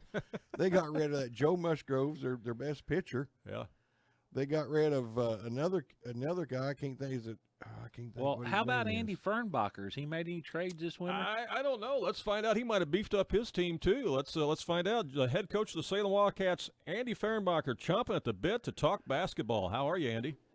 I'm good. How you guys doing? All right. Hey, what'd you think of that Cardinal deal, by the way? We're getting Nolan Arenado. Yeah, that was interesting. I mean, I haven't really followed all that very closely as of late, but that could be pretty exciting. Have Yeah. you been busy or what? Yeah. What's taking up all your time all of a sudden? Well, I wasn't until Friday. Yeah, you were sitting around trying to find something to do, and then all of a sudden Friday got here, and boom, now you don't even have time to sleep, do you? Yeah, right. It just everything just got turned upside down. So here we Wow. go. Well, it is an exciting time, and it's got to be It's got to really be an exciting and fun time for your players, too, who have, like everybody else, been on this roller coaster ride of are we going to play, are we not going to play. But talk about the psyche and the emotion that your kids are feeling right now and what practice has been like the last couple of days. Well, yeah, roller coaster is a great way to describe it because I think there for a few weeks before last Friday, I mean, we all didn't have very good feeling that it was no, going to happen. I don't think anybody did, Andy. Right, and it's been so tough because over the summer we weren't sure, and then just kind of everything got shut down. But then all of a sudden we come back to school, and we could do stuff in October. So we had open gyms, and I was able to get a lot of good work done. And then we started doing some conditioning, and then all of a sudden that gets shut down. And when that was a big letdown at that point. Mm-hmm. And then you get through the holidays in early January and just not knowing what's going to happen, and it just looked pretty bleak. And then all of a sudden, like that, everything changes. So yeah, we definitely have a few changes. Yeah. Not only did we have we lost 2 to graduation, but we have one player who transferred out. Oh. Luke Light, who was a sophomore starter for us last year and would be a big part of our team this year. He's out in Phoenix, Arizona right now. Really? Okay. Yeah. Living with an aunt and uncle and playing out there. Now, his dad assured me that he will be back next year for his senior year, but they made that move back in December when it just didn't look good. Sure. I can't blame you. I know a lot of other players, Mm-hmm. kids at other schools have done that. Yep. And you got to do what you got to do because it didn't look good for us at the time. No, I mean, you look at Rob Flanagan. I mean, his son over and played at Sullivan, Indiana, because, again, back in December, it didn't look like there was going to be any basketball here. Exactly. And I talked to Rob, and I said, I don't blame you one bit. Mm-hmm. And my son's a sophomore, but if he was a senior, I probably would have strongly considered doing the same thing. Sure. So, sure. I understand. So, for this shortened, abbreviated season, we won't have Luke. But that's all right. I mean, that'll give some other kids an opportunity to step in. And then, there's been a few that, just got jobs and some kids didn't come back or this and that. But, really the bulk of the kids the younger kids we had last year playing, they are. So, we have 3 seniors, and Trent Bowles and was a returning starter, and Haddon Leibarger's a returning starter, and then Donovan Williams came off the bench, and he's going to be able to help us in this shortened season as well. So those are our 3 seniors we have. Okay. Well, let's talk a little bit about the scheduling situation for Salem, because yours is so unique. You're in that Cahokia Conference, but you're the only team that can play. You can't play any of the teams in your conference, which is so weird, isn't it? We have one game that's a guarantee. Well, I say guarantee. I don't know. That could change, I suppose, this next week. But Fairfield is coming here on Friday. Right. Yep. So we do know that one. If we make it to that point, that they're practicing and plan on playing, and we are too. But but then after that, yes, we get into our conference play, and Scott Stewart and the ADs got together the other day and came up basically with the master schedule. And Oakville's going to, since they're joining our conference next year, they just jumped in this year, and it's going to be part of the rotation.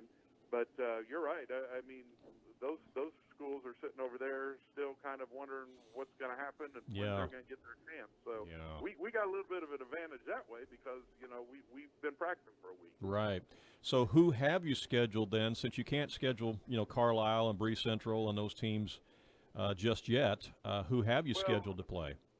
I mean, we have our those conference games are scheduled, and then outside of that, we have Fairfield and Mount Carmel right now. Okay. And we may try to get work another 1 or 2 in, and that's probably going to be about it, really. I mean, because when you look with our conference, I'm hoping that gets lifted for them this week, and they can play, and then we can get going with them because that's 12 games. So if all of a sudden they can't, then we're really scrambling. I was wondering 10 or 12. Yeah, I mean, but what happens, Andy, if they say you can't play? Then what do? You just, I don't know, huh? Then we go day to day and just start calling and see who's where, and you don't know what day you're going to play. And it's crazy. You know, I was going to say earlier, this hopefully this could all change in probably 2 weeks or less. Yeah, we hope so. Yeah, but you know, it could go either way. You could Well, get started and you could play, and then all of a sudden, someone either on your team or the other team tests positive, and all the Right. kids in the game are out. Yeah. Yeah, because we've seen that happen in college basketball a lot. You know, the teams will have somebody test positive, and then all of a sudden the whole team's in quarantine for 2 weeks and can't play any games for 2 weeks, and that changes everything. Yeah, it does. You know, or we might be perfectly fine, and then someone on our schedule. So then again, we're Right. scrambling around looking to find something. So Sure. it's literally day to day. You can't really set hardly anything in stone, and it like that term they use, everything's so fluid that who knows which direction you're going to go the next day. Michigan State went through it twice, didn't they? Yeah, they have gone through it twice, and Right. Coach Izzo had it too. So. And it's just hard to get any kind of momentum, any time. You can't get traction. You're just kind of spinning your wheels, and it's very challenging to say the least. Yeah, you can see the teams that's come back from the being laid off. I was watching the Slukies the other night. They was off 2 weeks, and man, they just looked rusty. And you know, and they'd went and beat Butler at Butler. So yeah, that happens. Correct. Yeah. So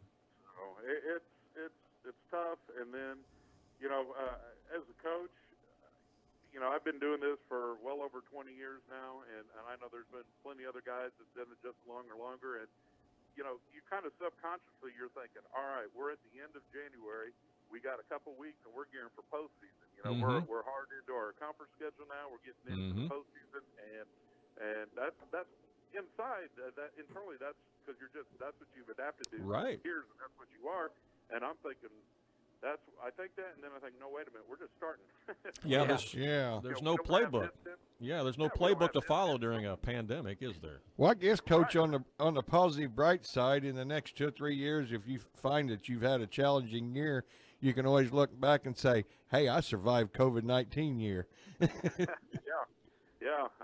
So it's just going to try to get through and do the best we can and try to teach kids the game in our system and you know, it's good to give our seniors an opportunity to play and be together for a little while, and then we're just working toward hopefully a normal season next year and beyond. Yeah. You said your son is a sophomore this year? Yes, he is. How tall is he now? He's 6'4". Hey, wow. All right, okay. Yeah. You knew he's going to be a little bitty short 5'10" kid, didn't you? Yeah. Well, that's exciting. It is. It's exciting, and you know, a little nervous about it, but it's been going good. I mean, last year as a freshman, he's in our program, but wasn't really with me in practice as much. But now that he is, it's a little different. You know, but it's been fun. So Will he grow more? I don't know. He and I are about the same height, so he might be about where he'll be. I don't know. Yeah. It wouldn't bother me a bit though if he wants to go ahead and Another grow 2 or 3 inches. Yeah, that'd be fine. But you are right, Andy. It is. I have coached my girls when they were playing at the grade school level and stuff, and it is a different deal. You expect more out of your own kids. You're probably harder on him than any kid in the program, but then you still got to go home and sit across the supper table and look at each other, and it's a challenge. It is. We try, not to take it home, and if he wants to talk about something or ask something, we will, or, said, I might mention something here or there, but really I try not to just be on him because I don't go home with all the other kids. So, they get a break from me. He does. Yep. Yeah, good point. Well, wasn't it weird at Christmas time this year not having a holiday tournament to go to or anything? That was just so weird. Oh yeah, I mean everything about it. I mean, I even go before that, with the Capital Classic at Thanksgiving. Right. This was the first time since 1997 that I didn't have to get up the day after Thanksgiving and drive to Lawrence County. Right. So, yeah. See, I always officiated the 11 o'clock game day after Thanksgiving. Did you? Yeah. Yeah. And some of those years you're doing that, you think, oh man, a break would be nice. So this year I get a break, I'm thinking, I don't like this. Yeah. Yeah. I'll second that. Yeah. Yeah. So, you know, you miss out on that. Yeah, the Christmas tournament and the excitement that goes on there, you know, nothing at all. And then, you know, last week should have been our the SIT, and it's in its like 71st year or something like that. So Right. not having that is very strange around here, and you know, it's just unfortunately a lot of firsts that aren't real fun to deal with. Yeah. Well, Andy, hey, it's been fun talking to you this morning, though. At least we're getting a little bit of normalcy back in our life today. And We are. we appreciate your time, and good luck to you and the Salem Wildcats as you embark on this shortened season. But at least it's a step in the right direction, and I hope you have a good year, and we'll look forward to seeing your team play and following you, okay? Well, I appreciate it, Randy. I think thanks for having me on, and it's always enjoyable. I look forward to seeing what we can do here in this short period of time. Just try to enjoy it and take advantage of it and have All the right. best we can. Well, good luck and keep working hard, okay? Thanks, Andy. Good luck, Coach. All righty. Bye-bye. All right, thanks. Bye-bye. That's Andy Fehrenbacher, head coach of the Salem Wildcats, and coaching his son now, who's a sophomore, 6'4". He's really grown since junior high, hasn't he? Yeah. I remember, and we were talking to him a couple of years ago when he was an 8th grader. I think he was like 5'11" or something. So he shot up 6'4". You know what he told me though? His daughter is better than. Yeah, he did say he's got a daughter that's really pretty good. Yeah. We should have brought her up in that conversation. Yep. But we'll get to do that in some future weeks. But hey, good having Andy on this morning. When we come back, one more guest to talk to, and that's going to be the new future member of the Black Diamond Conference, as Coach Phil Leib of the Flora Wolves going to join us. We'll talk to him next as the Sports Couch continues. Stay tuned.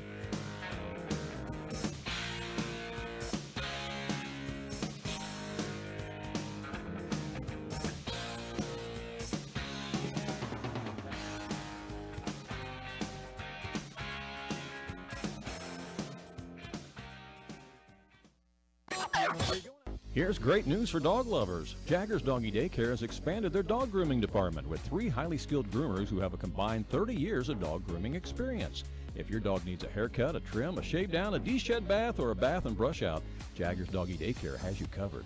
They now offer dog grooming services 7 days a week. Plus, they are your one-stop shop for dog boarding, dog training, and doggy daycare. That's Jaggers Doggy Daycare, 414 Main Street in Mount Vernon. Call for an appointment today at 316-7021. With the housing market picking up and rates so low, now is the perfect time to purchase the home of your dreams. Hi, this is Sarah Moll, mortgage originator from People's National Bank. As your home for home loans, People's National Bank has personal service and quick turnarounds to help you get in the home of your dreams. Stop by and see me, Sarah Moll, or apply online at peoplesnationalbank.com today. People's National Bank, your home for home loans. Member FDIC, equal housing lender. Loan subject to credit approval. Sometimes you need an attorney who can look out for your interest. Located just a short drive away in Mount Vernon, Olson & Reeves offer a free consultation to discuss your needs. Everything is discreet and confidential. At Olson & Reeves, they can provide you with consultation and assistance with traffic law and DUIs, estate planning, living wills, divorce, real estate contracts, personal injury and accidents, as well as medical malpractice. Call Olson & Reeves, attorneys at law in Mount Vernon at 316-7322.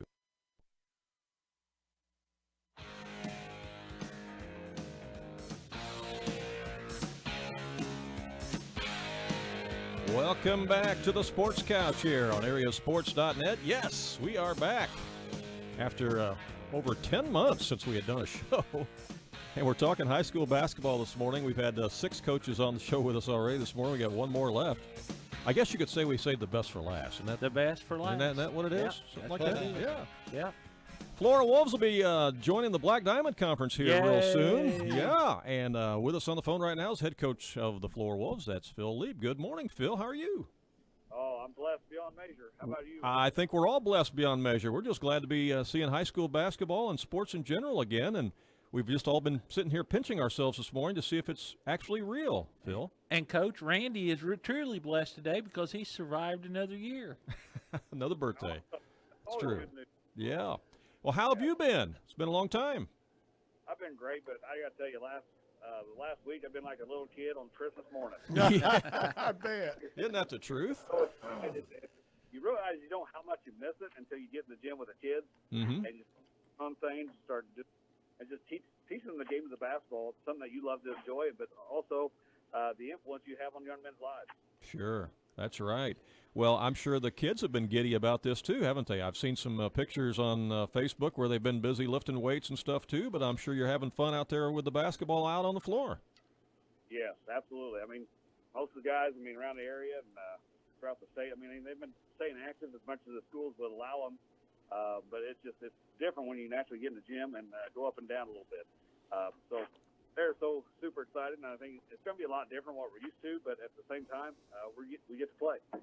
Well, I'm sure you're like we were. A few weeks ago, we just didn't think this was ever going to happen, and it's just been such a surprise that it has. But at the same time, it's created some anxious moments, not only for you, but your athletic director, too, in trying to get games scheduled. Oh, boy, yeah. He's he's busier than one-legged man in a family kicking contest. Yeah, that's busy, all right. Well, tell us a little bit about your schedule and who you're going to be playing, Phil. That's a great question. I wish I would have looked at it more with a conscientious effort before we got on here. But right as of now, we open up next Tuesday, not this coming Tuesday. We got Marshall, and we jump right into our conference, LIC, which is our last year there in the LIC. So right. I'm really going to those coaches. They've been like a brotherhood with us, and that's kind of what coaching is a fraternity. Mm-hmm. But as of now, the only non-conference teams we have is North Clay, Louisville, Sisney. Both are just right here next to Flora. And I think we got one more. I can't remember that one, but it's difficult because you got to stay within your region, mm-hmm. or if you don't, then you got to get a waiver and all that stuff. So we had Edwards County scheduled, but that didn't work out because of the restrictions. Okay. Yeah. Wow. Yeah, I knew. I talked with the AD at Hamilton County, and they were wanting to try to get with you on boys and girls and stuff, but he said being you're in two different regions, it was just killer. Yeah, it is. It is, and I think and that's where we got to we're doing this for the kids, and we also got to be conscientious of the kids. We got to understand, especially the size of Florida and most of Southern Illinois, we got these kids that are going to be playing 3 sports back to back to back. Right. And so we got to understand, we want to go 0 to 100 here as quick as we can, and next thing you know, they got 15, 20 games. But I don't know if that's going to be healthy. You may not see it in basketball, but you go right from basketball into football, then football into baseball. I think you're going to see some injuries. Yeah, we just got to be conscious of. We talked about that a little bit earlier this morning, Coach. I think it's going to be a season where you hear of more injuries and things because people are not going to be conditioned, and when you try to play as many games, it's going to get played. It's going to be a major challenge. That and, this pandemic hasn't left. The worst thing that could happen is somebody in a team get it and have to shut down for 2 weeks. And it's going to take a major effort for this to happen, but I'm so glad. 10 days ago, I'd have bet you no way. Oh, no, I don't know. But I don't know how you feel, but I've been wrong the entire time up to this point, so that's just kind of way I'm wrong all the time. If you don't believe us, just ask our wives. Yeah. Well, tell us what it's been like with your kids trying to practice with the mask on and things like that, Coach. It's rough. We started back in September. We was able to do that, contact days, and it was, Tom, I think it was 92 that day. Oh, boy.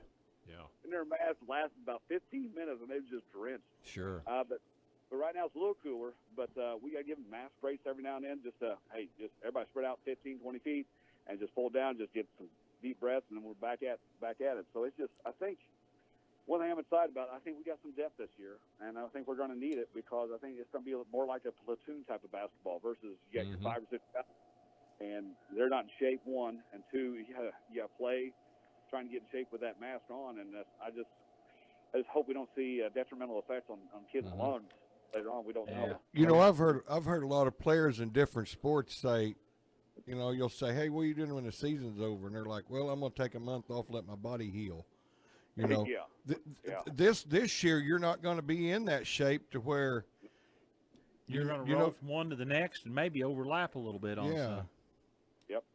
And that's something that Coach Tag and I, football coach here, we've already been in talks about that as far as because, basketball, you get 7 practice days in, which we're going to be able to do that. Not a problem at all. But with football, kids that go from basketball to football, you get 10 days in. there's no way possible to do that unless we're flexible with each other and we work around each schedules. So we're more than willing to do that because we're here for the kids. It's not about us. Yeah, Coach, that's the thing right there. You got to keep focused on who this is really about, and you're going to have to share athletes. And for a small school, you only have a certain number, and they all got to participate in everything for everybody to have a chance. And it's going to create some challenges. It is. I mean, I know right here, we're going to start practice here just, real shortly. But, I got of my top 8 guys, 4 of them are football players. One starting quarterback.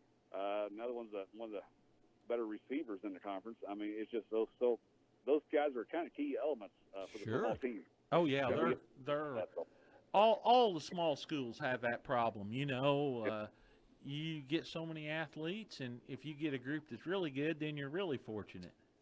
Yes, yeah. But we're grateful. We're thankful. I know it's going to be different than what we're used to. It's not going to be the crowds what we're used to. It's not going to be the popcorn smell or the Friday night lights, so to speak. But you know what? It's all said and done. It's going to be about the kids. It's about letting them play and about letting them competing.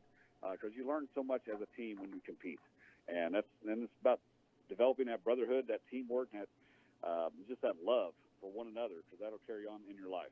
Well, basketball at Conley Gym will certainly be different without the Harry Penry pep band, won't it? Oh man, I don't know how we can pipe that in somehow, some way, but that would be awesome. Yeah. I'm gonna have to adjust because these masks, I'm not going to be able. I'm a pretty good lip reader, and I can. One of these coaches, I can pick up a lot of good things, and now they're going to be able to hide. That's a good point. This is what I'm looking forward to is, and I won't try to badmouth anybody, but all their wisdom, there's no locker rooms. So if we want to change, we got to go to a bathroom, which makes sense. I mean, if you think about it, I guess not really. You got a locker room that has 1,000 square feet. You go to the bathroom that has 20 square feet. Yeah. But Yeah. anyway, I don't anticipate using any of that type of stuff. But we got to stay on the floor in between half times. Yeah. During the break. So no kidding. I can't wait to see Rob Flanagan, Mac Thompson. We may just sit back and watch him. Because they're usually pretty animated. They usually get them going pretty good. So, and they won't be behind any walls. No, and in an empty gym, you'll be able to hear everything they say, won't you? Yeah, that's a good point. That's a good point. Well, let's let you go through your roster a little bit. How many seniors you got returning this year, Coach? We have 4, 3 significant players. Gavin Warren is our leading scorer from last year. He's been fighting the injury bug every single year, freshman, sophomore, and junior. So hopefully this 6-week season we can keep him healthy. He is capable of going from 10 to 20 to 25 points a game. I mean, he's just a super kid. We just got to get him in more of a leadership role. We got a couple post players, 6'2", Jaron Borders, got some size. He lost about 30 pounds from last year to this year, getting himself ready to play kind of a power forward spot. And, he excited about him and his rebounding prowess. Jay Desai, he's about 6'4", and about 230. That's probably being very generous. But COVID's not been kind to him, but he's an awesome kid. He understands the game so well, understands post angles. He has got good hands. So it's just nice to have a post presence down in there. And then we got Cole Young, is a 3-year starter, just a junior this year. So 2-year starter, but he's just so versatile. He's really been working on his outside shot, his mid-range shot. We're excited about him. He can just do it all. He can play post. He can run point. Just a great athlete to have out there. We got Holden Warren, brother Gavin. That's a 5'6" spitball, spitfire. He's a lefty, can flat out shoot it from 3. And he's doing some better things as far as getting his teammates more involved and driving kicks. Trenton Harrell put on about 0 pounds, but grew about 3 inches. Wow. So he's about 6'3", 6'4" now. Kind of a lengthy kid. Can hit it, can post it. He just doesn't have a lot of size to him, but man, he understands the game. He plays hard. Jace Helm, also a starting quarterback. It's just Jace is one of those kids that does everything that no one else wants to do. He'll take the charge. He'll rebound. He'll defend. But he's also got decent shots. Basketball's not his true love, but he's doing it to help his teammates, also to help us, and he just loves being a part of something. And we also, Caden Borgerdine, another junior. He's about 6'3", 6'4". He's about 230, 240. I mean, he's got some size, bulk to him. We're excited about that. So I think that's about our eight or nine deep. Where are you finding all these big kids? You been out recruiting all winter or what? I think they've just been hibernating like bears. I mean, These kids grow 3 or 4 inches during the summer. How's parents keep them in clothes? I know. For so many years we had no size. No, nothing like that. Now we got it. It's like, oh, this is awesome. So I'm really excited about our scene. I'm just excited about this group. Mm-hmm. They're just great kids. They work hard. They work together. They understand what it is to be a team. And we let's face it, we've had some challenges the last couple of years. It's not been our typical Florida Wolves basketball. But hopefully those days are behind us. The better days are ahead of us. I'm excited about our sophomore class and even our freshman class. I think we got a couple good classes coming up. So. Well, I'll tell you what, Coach, you've got me excited because of the excitement in your voice I know. this morning. I mean, I'm ready to see you play now. We've had all kinds of exciting voices this morning. I've still got a question for him. All right, what's that? He hasn't called his brother and spoke to him about all this basketball he's getting to do, and his brother's sitting over there in the gym wishing he could play. Yeah, what's Greg think about all this, your brother over at Belleville Altoff? I can neither confirm or deny his conversation. Oh, boy. I knew where this was going. That's right. I was born at night, but maybe not last night. I'm not Yeah, there you go. Well, I'm sure Greg is pretty disappointed right now that he's not able to play. He is. He's got to be. And his brother wouldn't do anything to rub it in either. Yeah. I assure you. I thought maybe when he started rattling off all these tall players, I thought maybe he was borrowing some from Greg. Yeah, But, yeah. Hey, send him over to my region, brother. We can play over here. Yeah. That's right. Oh my goodness. Well, one more question before we let you go, Coach. I know we're a little bit ahead of the race here, but your thoughts on the Florida Wolves joining the Black Diamond Conference here soon? Oh, we're excited. I mean, it's going to be sad to leave the LIC because I love those coaches and the competition and the camaraderie we developed over the past years. But it's kind of been a conference that's kind of outgrown us, and I think we just have to be we had to think for future, and we've done that. I think by joining the Black Diamond, now we go from one of the smallest schools in the conference to one of the larger schools. That's just going to help all around. You know, so many times they say, well, football governs everything, but it's also going to help with other things as well. So we're excited about that. I mean, I got coaching friends, and I know Scott McElravy very, very well down at Fairfield, and of course Russ Gerlach at Edwards County is on my staff before. So those two guys, I just love them dearly. I mean, so it's going to be nice to further develop that relationship. But I look forward to getting to know the other coaches as well, and just learning those gyms and just that Carmi Flora rivalry back at it. I mean, we're excited about it. So yeah. Well, Coach, when this was all coming down, we all three was talking about it, and when they elected Flora to come to the Black Diamond, we all discussed between the three of us, we couldn't ask for a better school and a better basketball program, for as matchups and everything as you guys. Well, thank you. So, and I've always, back when I was refereeing, of course, it was from 89 to 2007. I got in at Flora. Flora took very good care of me. Got to do it every year. Bill and I did the very, very first game that was ever played at the Floyd Henson Junior High School. Wow. So I've got a little Flora roots in my officiating career.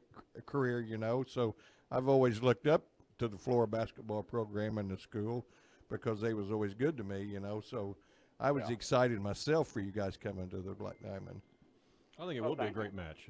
Great matchup. I think so. I know we're not supposed to be prideful, but we take pride in our athletics here. In Florida basketball, it's rich in tradition. We always want to represent our school and our community very well with the utmost class, and I think we've tried to do that over the decades. So. Well, we certainly appreciate your time this morning, Phil, and just excited that we can talk again about Florida Wolves basketball, and we look forward to seeing how your team does this year, and I'm sure we'll talk to you in the weeks to come. But you enjoy it, have a blast out there, and good luck to you, okay? All right. Thank you so much for having me. All right. And stay off your brother. Shoot him a little slack. All right, I will. Yeah, cut him some slack there. Yep. All right. We'll see you. Thank you. All right. Bye-bye. Yeah, that was a good one. Oh, boy. That was fun. What do you think, guys? Anything else we want to add to the show this morning? I don't know, but I've had fun. It's been fun, hasn't it? It's been a great way to get the week started. Getting things going again. Getting some normalcy back in our lives. All right. Yeah. Well, keep watching our two websites, foxesfans.net as well as areasports.net for games we'll be covering. It's going to be changing on a weekly basis. Oh, yeah, daily. Yeah, it will be. It's So, changed 3 times this week already. Yeah, it will continue to evolve as still some of the teams don't have all their games in place yet, and because of potential quarantines and things like that, it could change on the fly. Yep. Yeah, you know, that's me and my dad was talking. You know, he said, "Well, if they yesterday, what happens if they get going real good and all of a sudden, boom, you got to like Michigan State, and Michigan. Yeah. And some of them's going through. You know, That's what'll happen here. That's exactly what will happen. We hope it doesn't, though. I hope it doesn't. Right. But, so keep watching the websites and keep. We'll be somewhere somehow. Yeah, We I will be guess somewhere somehow. Watch our Facebook pages, or That's for sure, and we will all have the above. games. We'll have sports couch shows, and just do what we can over the next 6 weeks as we all take in and enjoy some high school basketball. Have a great weekend, everybody. So long.